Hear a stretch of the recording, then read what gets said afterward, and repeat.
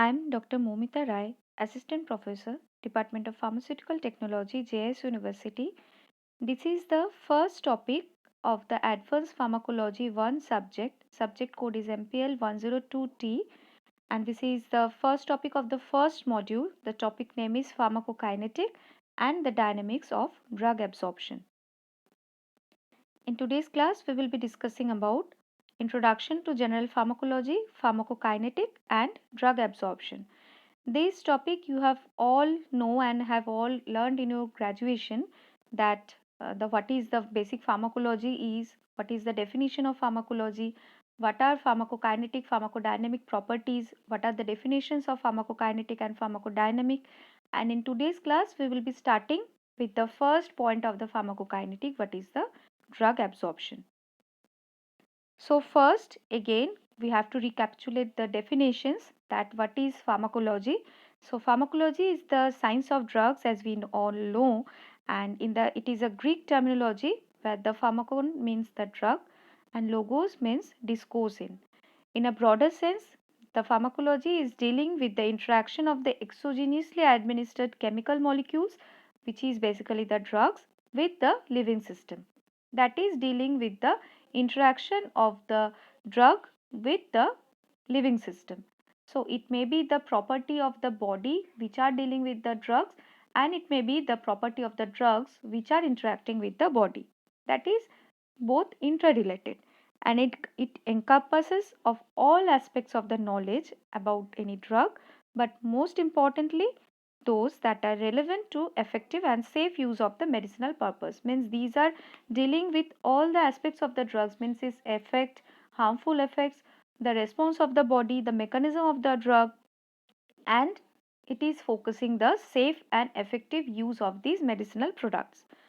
So the definition of the drugs, we can say drug is a single chemical entity present in a medicine that is used for diagnosis, prevention, treatment or cure of a disease. It may be used for the diagnosis purpose, maybe for the prevention purpose, maybe for treatment or cure of a disease.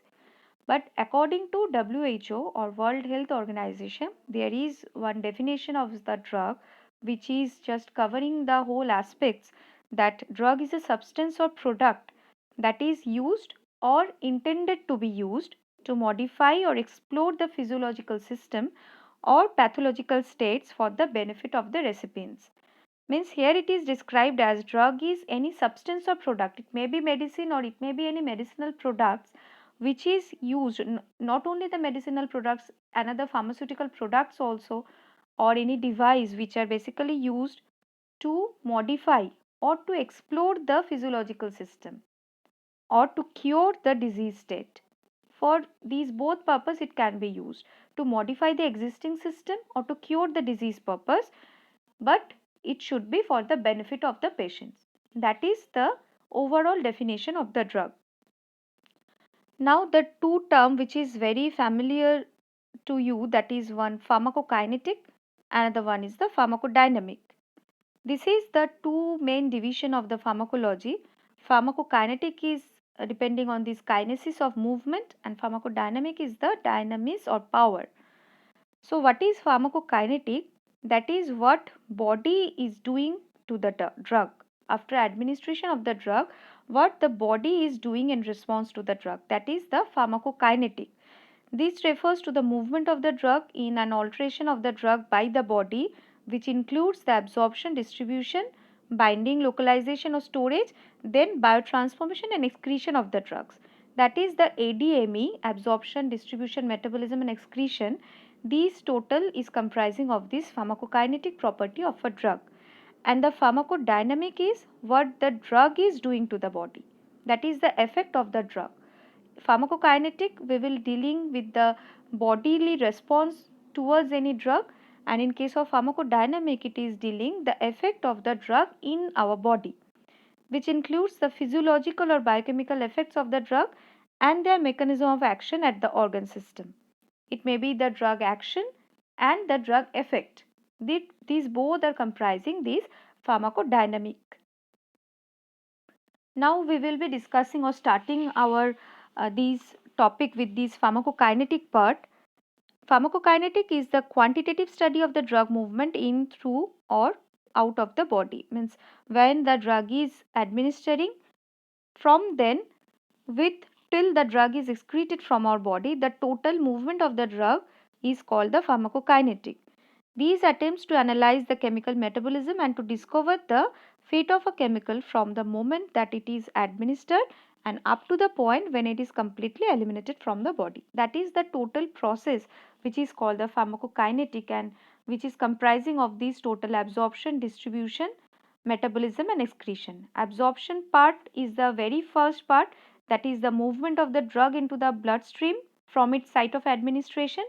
Second process is the distribution, where the drug is molecule is moving from the blood to its desired tissue or the site of action, and then it's come to the metabolism or biotransformation part, where from the active metabolites it is then transformed to its inactive metabolite to get eliminated from the body, and finally the elimination part, that is the excretion of these metabolite from the body.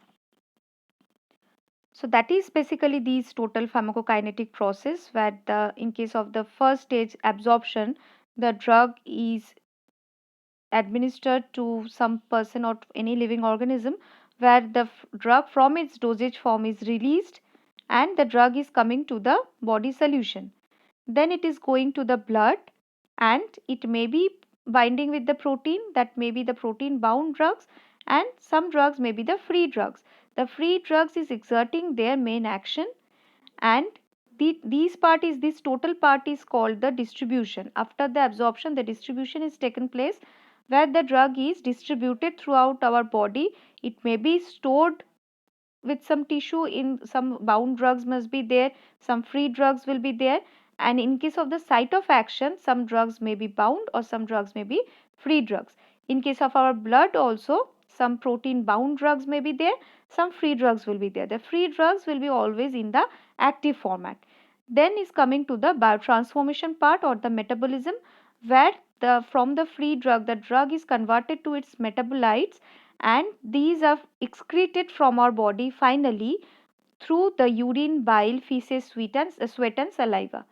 With this body fluid, the metabolite is excreted from the body. So this is the total process: absorption, distribution, biotransformation and excretion. And in case of the absorption part, which is the very first part in these pharmacokinetic process, the membrane transport is the most important thing. The cell membrane in the body is helping out with this active transport process.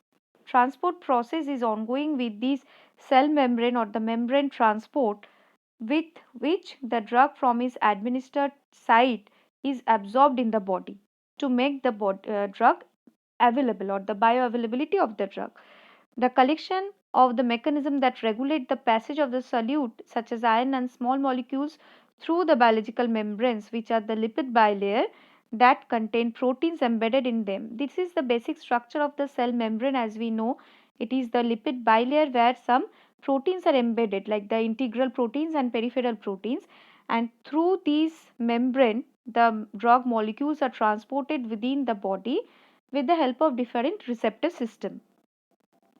And these are the different transport mechanisms which involve different receptors also, and through these cell membrane these are transporting within the body, and these cell membrane, which is the lipid bilayer, is containing several channels or pores also. With the help of that, the membranes or the drugs can be permitted through this membrane. There are mainly two type of transport. One is the passive transport and another one is the active transport. These you have also known from your school level to the graduation level also, that the active transport is needing the energy. The ATP is needed for this active transport, where the transportation is done across or means against the concentration gradient. The active transport is done against the concentration gradient, like the concentration from the higher concentration to the lower concentration. That is the normal flow of anything, like from higher concentration to lower concentration. That is the normal flow, where we do not need or we do not need any type of energy process. This is a very smooth process. So by this along with the concentration gradient, the passive transport is occurring where no energy is needed. Like it may be some channel mediated transport where some channel proteins are there which are helping the transported molecules to get transport within the cell, or it may be some carrier mediated transport where some carrier proteins are there which are helping these transported molecules to get into the cell. And some simple diffusion mechanisms are also there. Just from the higher concentration to the lower concentration, the molecules are moving out. So these are along with the concentration gradient. Like suppose assume that you are rolling some stone from upward hill to the downward side. So there need not any pressure or there need not any type of force in that. You are just pushing the stone and it is falling from upward side to the downward side. So these are basically the passive transport. But in case of the active transport, that is against the concentration gradient. But means we are just pushing from lower concentration to higher concentration. Like suppose assume you are pushing one stone from the downward side to the uphill, upward side of a hill. So there is more resistance you are getting, and so you require more energy or more force to push the stone from the lower side to the upward side. So that is basically the active transport where the energy is needed. Okay. Now come to the drug absorption part, which is basically defined as the process of movement of any unchanged drug from its site of administration to the systemic circulation. After the drug is getting to the systemic circulation, then only it can be termed as the bioavailable drug. Those amount of drug is bioavailable means available in the biological system or in the systemic circulation to exert or to produce their action. So from the administration site or the site of administration, how much drug is going to the systemic circulation, that is totally depending on this drug absorption process. And these can be described with the drug concentration and time curve, where we can see that there is one curve where the therapeutic success of the rapid and complete absorbed drugs are there, the peak plasma concentration we can get, and beyond that or below this there will be the subtherapeutic level. And if the drug is showing some steep curve, that is basically the therapeutic failure of a slowly absorbed drugs. If the drug is very slowly absorbed, then they will require more time to get absorbed and get bioavailable to exert their therapeutic action. There will be the therapeutic failure. There is basically the failure of the drug to produce any action. And in case of these type of drugs which are having the therapeutic success, that is totally absorbed drug and having the crossed the minimum effective concentration also, that is basically the drug absorption which is playing an important role in case of any therapeutic efficacy of the drug. Now there are various factors which are affecting the drug absorption. First is the aqueous solubility. If the drugs are given in the solid form, which must dissolve in the aqueous biophase before they are absorbed. So if some drugs are poorly water soluble like the aspirin or griseofulmin, rate of the dissolution will govern the rate of absorption. If the dissolution rate is slower, then the absorption will also get slower. So for the poorly water soluble drugs, the absorption rate is getting slower. Then the next factor is concentration. If the passive diffusion is depending on the concentration gradient, as like drugs given in concentrated solution is absorbed faster than from the dilute solution. As the passive diffusion, like from the higher concentration to the lower concentration, these are having a very smooth flow. So the drugs which are given in a concentrated solution is absorbed faster than in given to a dilute solution. Then area of the absorbing surface. If the area of the absorption is larger the surface area is, faster will be the absorption rate. It is, you all know that the larger surface area, there will be a surface area. If the surface area is larger, then the absorption rate will also be higher. As in the other end, the surface area if get larger, the means the evaporation rate is also get higher. Similarly, if the area is, we are making the area in a larger manner, the absorption rate will also get higher. Then vascularity of the absorbing surface. If the blood circulation is a very well mannered in a particular site, as the blood is just carrying out the drug molecule from its site of absorption to the whole body. So if the vascularity or the availability of the bloodstream is in a higher amount, and the increased blood flow will fasten the drug absorption.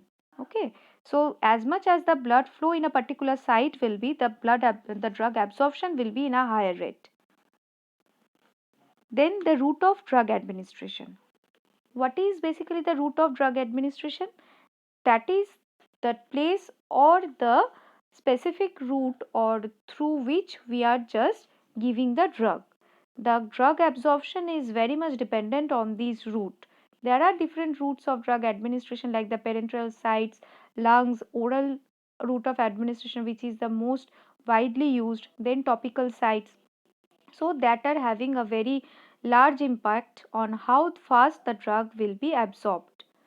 So it is also determined by the physical characteristics of the drugs also, and the oral route is having the most popular route of drug administration because, as we have discussed, the large surface area is having the large area of absorption. So as per the GI tract, it is going if we are giving some medicine through the oral route, through the GI tract the drugs are moving and having the larger surface area, and it will get absorbed in a higher amount. And the compartments were having some different pH which will accommodate the drugs to the different solubility. If the pH is changed, then the solubility of the drugs will also change, and it will be having an impact of this drug absorption. Now some widely used drugs and their features and the absorption sites we can discuss. Like in the oral route, the drugs are taken orally, and as the whole length of the GI tract is having the larger surface area, so the absorption is taken place throughout these GI tract, and the absorption site is mainly the gastrointestinal epithelia. Then in case of the buccal or sublingual, in the beneath the tongue we are giving the medicines like the sorbitrate or the antihypertensive medicine. The drug is placed in the mouth or under the tongue, and the rapid absorption is avoiding the first pass effect. Drugs which are highly lipid soluble and high first pass effect are having if swallowed and given through this route. Okay, like the nitroglycerin, these are having the highly lipid solubility, and these are giving to it which are avoiding the first pass effect. And then the absorption sites are the buccal and sublingual mucosa, as they are totally dissolved within the mouth, and so from the subcutaneous layer of the mouth these are mixing with the blood, and these are avoiding the first pass metabolism through the liver. Next, if we are giving some drugs with the inhalation method, like the absorption sites is basically the alveoli of the lungs. We are giving these through inhalation, like the aerosols. The drugs which are inhaled are absorbed through the lungs, and large surface area of the lungs are having the rapid absorption. It also avoids the first pass metabolism, and some gaseous drugs are mainly used by these routes which are rapidly absorbed also. And the intranasal with the drugs which are giving through these nasal chamber or nasal cavity, and absorption sites are also the nasal membrane. These are also avoiding the first pass metabolism. The rectal sites are drugs which are given through the rectum, mostly the suppositories. The absorption site is the epithelia of the rectal wall. These are also avoiding the fast pass metabolism, and the absorption process is avoiding these type of fast pass metabolism. So apart from the oral route, the other different routes of administration are avoiding the fast pass metabolism and getting absorbed in our body, in our blood very rapidly, and having the bioavailability higher than the oral route of drugs administration. Then the parenteral routes, that are the intravenous, intramuscular and subcutaneous routes. These are just avoiding the oral route, and in case of the intravenous we can see the 100% bioavailability because there are no need of drug absorption. The medicines are directly administering to the systemic circulation and having the rapid onset of action. And in case of the intramuscular, the drugs are given to the skeletal muscle. Absorption is faster than the subcutaneous route but a bit slower than the intravenous one, as they are needed to be absorbed through this skeletal muscle. The absorption site is the muscle fiber. In case of the subcutaneous, the absorption of the drugs are from the subcutaneous tissues are done.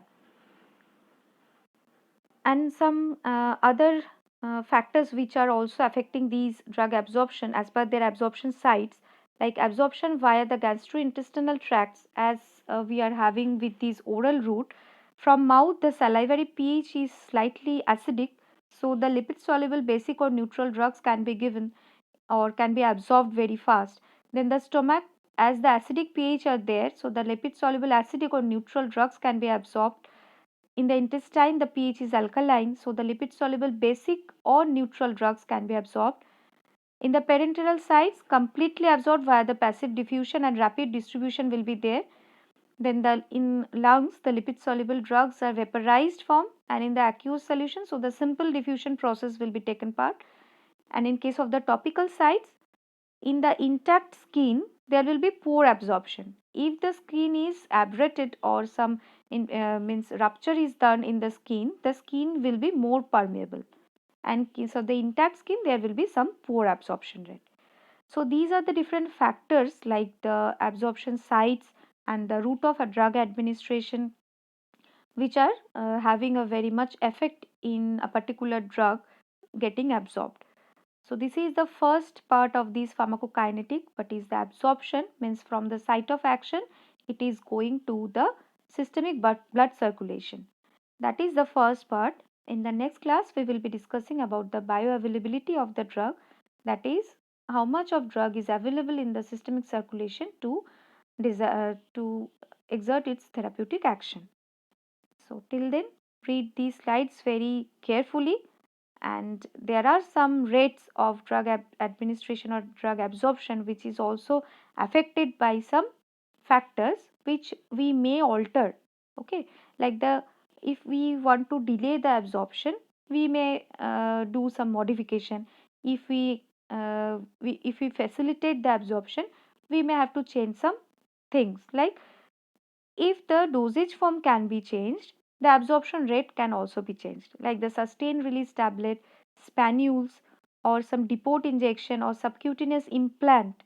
These are some specific dosage form where the delayed absorption or sustained release action can be done by changing the dosage form.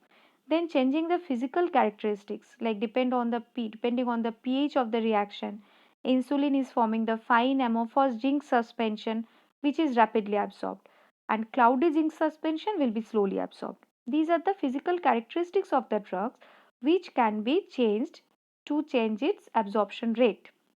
Then adding a vasoconstrictor like adrenaline to a solution in the local anesthetic will reduce the absorption. So the local anesthetics will be reduced or delayed absorbed in the systemic circulation. There will be a longer effect or the delayed effect of the drug. Then if we want to facilitate the absorption or we have to increase the absorption, then the hyaluronidase is a substance which is added to some injection fluid to increase the rate of diffusion and speed up the drug absorption. So these are the different changing factors or the properties which we may change or we can change to just interfere or to change the modify the absorption rate of the drug. So the questions from these topic are: what is pharmacokinetic and pharmacodynamic? Define the absorption. Describe the factors affecting the drug absorption. Describe the different routes of drug administration, focusing its administration sites, and define the different methods which are modifying the absorption rate.